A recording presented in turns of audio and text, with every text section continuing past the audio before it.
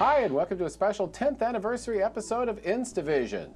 Okay, it's not actually the 10th anniversary of InstaVision, but it is the 10th anniversary of my blog, InstaPundit, which I started 10 years ago this week.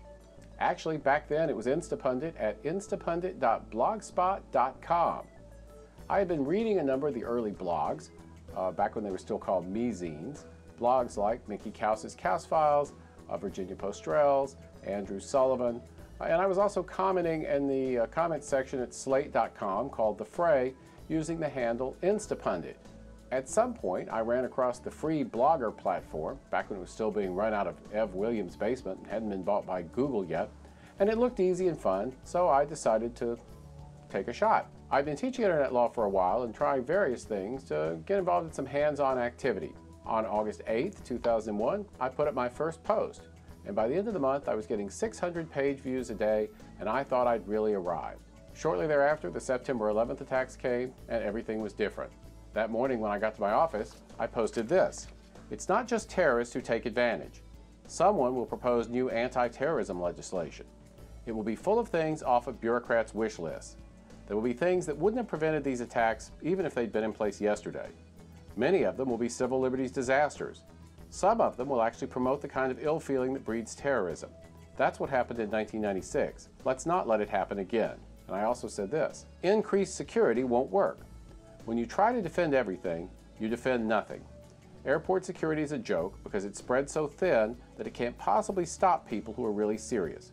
You can't prevent terrorism by defensive measures. At most, you can stop a few amateurs who can barely function. Well, that held up pretty well, alas.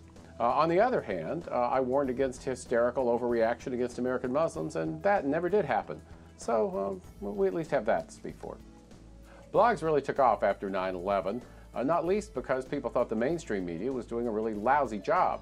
We also saw the appearance of military blogs, to offer a military perspective and often first-hand reporting from places like Iraq and Afghanistan. In fact, my own blog featured some first-hand reporting from Afghanistan and Iraq, by correspondents such as Boston University professor John Paul Kelly and U.S. Army Major John Tams, who sent photographs and all kinds of other reporting. Blogs were bypassing the mainstream media, and correspondent was once again coming to mean one who corresponds instead of airhead with good hair. In 2004, blogs broke the Rathergate story, in which CBS used forged documents regarding President George W. Bush's National Guard service to try to swing the 2004 election. This marked a major turning point with mainstream media. Blogs were now a part of the equation, not just shouting from the sideline. And blogs, along with other internet media, like Twitter and internet video and more, have only grown in importance since. So where are we now? Well, 10 years after InstaPundit started, the blogosphere, a name coined by blogger Bill Quick back in 2002, has matured. Now nearly all major media websites have blogs of their own, and they use a lot of blog content as well. Some of the early bloggers have quit, while others have gone on to build blog empires so big they practically eclipse the original bloggers involved. When I started blogging, no one was making money from blogging. Now, some people are, though most still aren't, and there are hundreds of millions of blogs, with new ones appearing all the time. Every once in a while, since at least 2003 or so, people have suggested either that blogging is over or that it's become so mature there's no room for new entrants. But to me, it's more like techno music. We're past the underground phase where everybody was dancing in warehouses to great tracks made in somebody's basement.